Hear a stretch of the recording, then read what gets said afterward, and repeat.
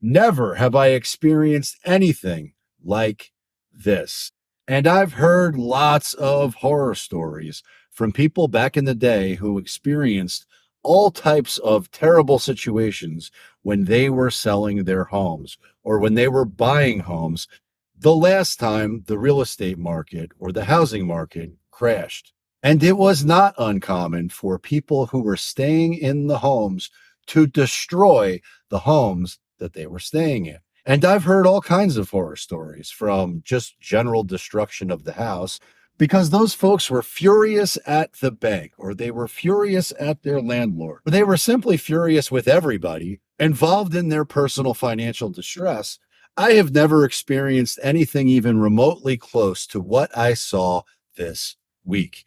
And I've heard all types of horror stories from all types of different people, buyers, sellers, investors, and real estate professionals who were active in the market during that last crash. And during that last crash, I was a stockbroker, so I didn't experience any of this firsthand. Although I was certainly aware that it was happening, I certainly saw that the market was crashing. I certainly saw all of the for sale signs that popped up all over all kinds of neighborhoods. And I also noticed that many of those homes that were for sale were in terrible condition. And whether it was somebody who occupied the home that just stopped caring about the condition of it, or it was simply somebody who had vacated the home completely and wasn't there to maintain the lawn or the landscaping, the last time that home values fell out of bed, it was obvious to anybody, even if you weren't paying attention, because of the amount of signs and distress that were obvious to anybody with eyes. And if you were around to experience what the market conditions were like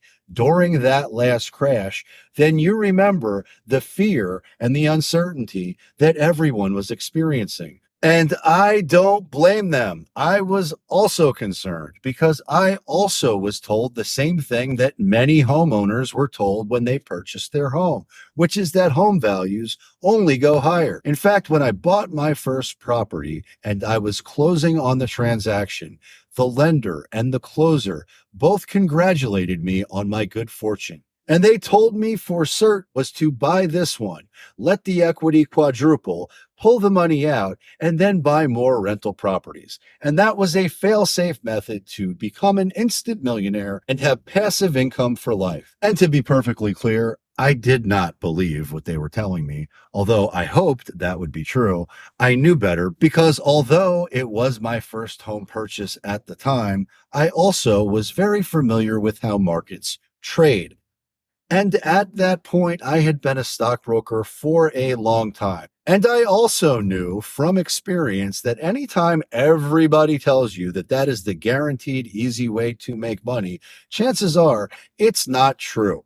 And while I might not capitalize on every single opportunity that exists out there, I avoid almost 100% of the scams. Now, hindsight being 2020, do I wish I got involved in Bitcoin when it was at $1? Of course I do. But I'm also really glad that I didn't buy into the hype that went behind many of the other products that have spawned from the Bitcoin success.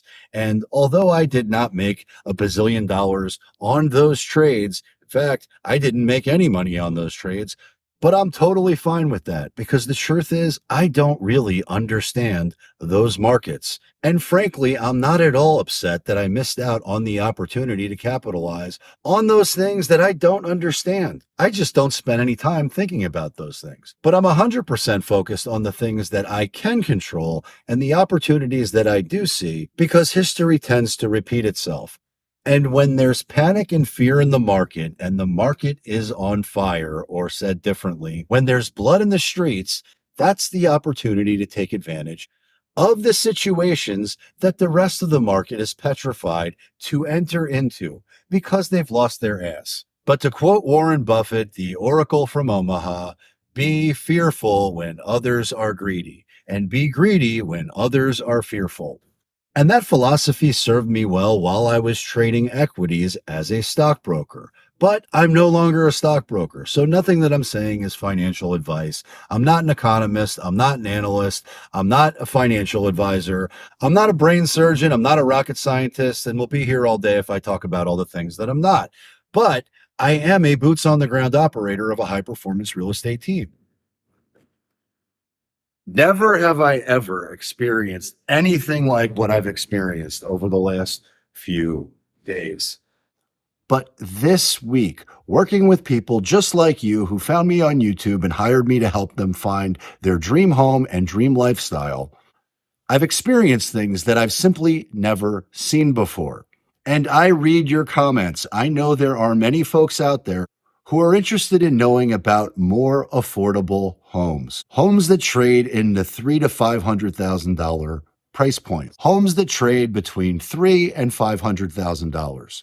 Those are the properties that I'm talking about today. And I absolutely want to destroy the notion that many people may have that I only work with $1 million clients. And while yes, it is true that many of my clients are looking to buy homes or sell homes that trade north of $1 million, I want to serve and support everyone at the highest level. And we do. And special shout out to the referral partners that I work with who are serving and supporting my clients across the state of Florida, because so far in 2023, I've helped more people outside of my market than I have inside my market.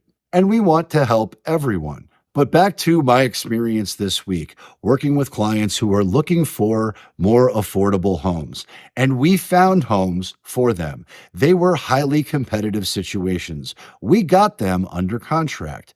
But what I could not ever have imagined is that some of the homes that we got under contract, when we got them inspected, we came to learn that some of them were completely boarded up. Some of them were occupied by squatters. Some of them had the power and the electricity and the water turned off completely, and in some instances, severed from the grid completely because the squatters continued to find creative ways in order to get free utilities. And frankly, I didn't think that was possible in my market, but it is. And that is a very disturbing trend. And that is a trend we can't ignore. But the listing agent for the particular property that I'm talking about refused to acknowledge that that was even the case.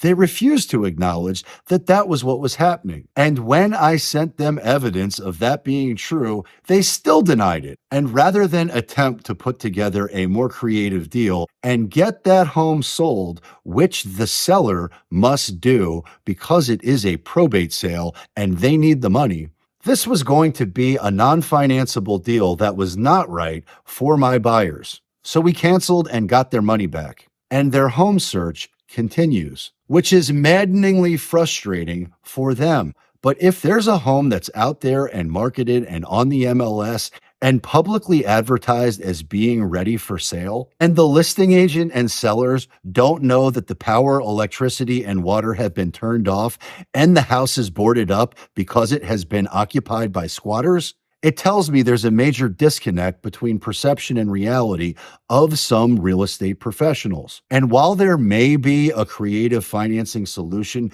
that I can provide, my clients don't want to hear about that nonsense. They don't want their time wasted. And I don't blame them. But if you want to learn what those strategies are and see how I capitalize on those distressed situations that other folks don't know about, then you got to follow me on Patreon, where I go off. But I can honestly tell you that I've never once seen a house that was listed for sale that was boarded up, occupied by squatters, and all of the utilities had been cut. Now, I hope you found this content valuable, and if you did, please subscribe to the channel, follow me on Twitter where I can never be censored, and check out my next video because I suspect you will love it a lot. And until next time,